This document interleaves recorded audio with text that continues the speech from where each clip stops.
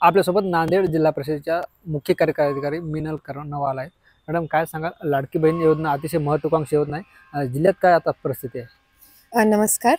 तर मुख्यमंत्री माझी लाडकी बहीण योजना याचे 50,000च्या जवळपास ऑफलाईन अर्ज अंगणवाडी ताईंनी घेऊन भरून ठेवलेले आहेत आणि याच्या ऑनलाईन भरणं सुद्धा चालू आहे. जवळपास 50% याच्यापैकी ऑनलाईन सुद्धा झालेले आहेत आणि डेली रोज आपण प्रत्येक ग्रामपंचायतीला याच्या एक कॅम्प घेतोय. त्या कॅम्पमध्ये प्रामुख्यानं अंगणवाडी ताईचा सहभाग मोठा आहे.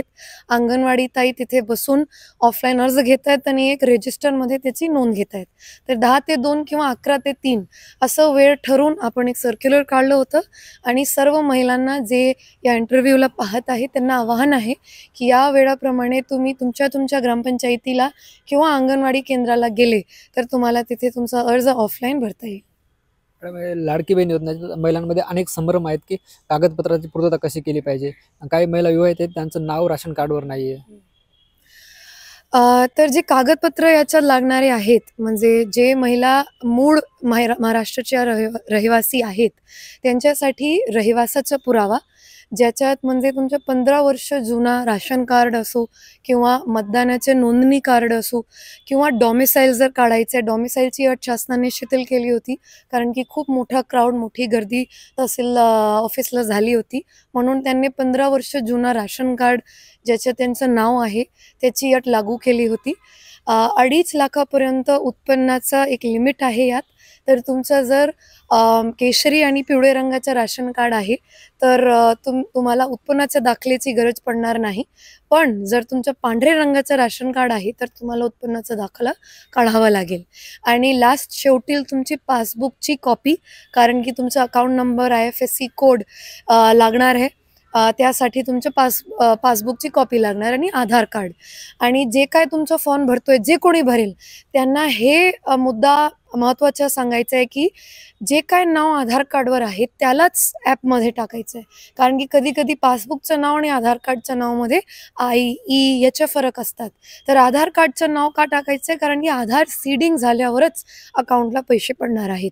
आणि जे महिला लग्न करून महाराष्ट्राला आलेत त्यांच्यासाठी सुद्धा त्यांच्या नवऱ्याचा जन्माचा दाखला जर त्यांनी दिला तर त्यांना सुद्धा या योजनेचा लाभ घेता येईल.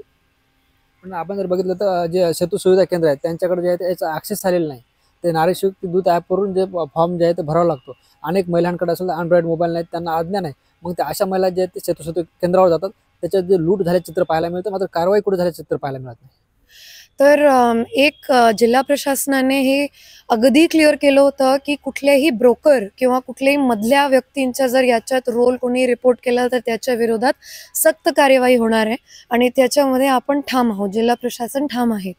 आणि सेतू केंद्राला सोडून आतापर्यंत सेतू केंद्राचा समावेश झाला नसेल तर जे KC आहेत, तुमचे ग्रामपंचायतीचे ऑपरेटर असतात किंवा अंगणवाडी ताईंकडे प्रत्येकांकडे शासनाकडून फोन भेटलेला आहेत. त्याच्यामुळे शासनाने ऑफलाईन अर्ज तात्पुरत्या भरून द्यावी, अंगणवाडी ताईंकडे सोडून द्यावी आणि त्याच्यानंतर जबाबदारी शासनाची आहे की त्या ऑफलाईन अर्जला ऑनलाईन करून त्या बाईंची फोटोला अपलोड करायचं आहे. त्याच्यामध्ये कुठलीही प्रकारची घाई करू नका किंवा आमचा फॉर्म आजच ऑनलाईन झाला पाहिजे, नसेल झाला तर आम्हाला लाभ भेटणार नाही, अशी प्रकारची कुठलीही गोष्टीवर विश्वास करू नका. तुमचा फॉर्म ज्या दिवशी आलेला आहे त्या दिवशी त्याची नोंद रजिस्टरला केलेली आहे आणि ऑनलाईन भरून तुम्हाला त्याचा लाभ भेटणारच आहे. अंगणवाडी सेविका खेडोपाड्यात जाऊन जनजागृती करतात. त्यांना एका फॉर्मसाठी 50 रुपये मानधन मिळणार आहे असं JR मध्ये उल्लेख आहे. पण कधी मिळणार नाही याची स्पष्टता नाही. आता शासनाने जर त्याचा उल्लेख केलाय तर मिळणारच. आणि मिळणार नाही नंतर किंवा आता मिळेल, कधी मिळणार याचा विचार न करता सर्व अंगणवाडी ताईंनी चांगली संधी आहे. 50 रुपये प्रत्येक फॉर्म खूप मोठी गोष्ट आहे. तर त्याला भरून द्या आणि त्याने लाभ 50 रुपये नक्की भेटणार. मॅडम, शेवटचा प्रश्न. काल आपण शेतकऱ्यांच्या बांधावर गेला होता, महिलांशी हितगुज केले, त्यांच्या अडीअडचणी जाणून घेतलं. काय होता तो अनुभव? म्हणजे आज इंटरव्ह्यू चालू आहे म्हणून सांगत नाही. मी 3-4 ठिकाणी देगलूरला, नायगावला, किनवटला थांबली आणि शेतावर बांधावर जाऊन महिलांना जेव्हा विचारली की बाबा लाडकी बहीण योजना काय याची माहिती आहे का, तर प्रत्येक महिलांनी मला सांगितलं, हो मॅडम माहिती आहे. त्यापैकी 50% महिला बोलत होत्या की त्यांनी अर्ज भरला.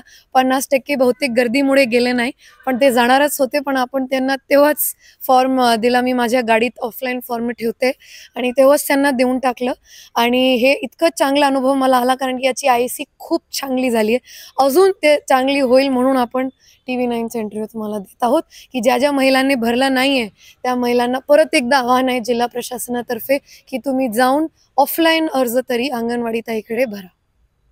निश्चित धन्यवाद मॅडम. ह्या होत्या जिल्हा परिषदच्या मुख्य कार्यकारी अधिकारी मिनल कर्नावाल यांनी सांगितले की सर्व महिलांनी ऑफलाईन अर्ज भरून लावे आणि ते ऑनलाईन करण्याची जबाबदारी जी आहे ती प्रशासनाची असेल आणि या लाडकी बहीण योजनेचा सर्व महिलांनी लाभ घ्यावा.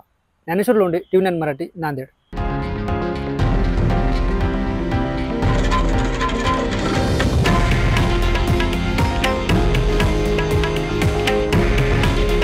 हे आहे देशातील नंबर 1 न्यूज नेटवर्क आणि आपण पाहत आहात TV9 मराठी.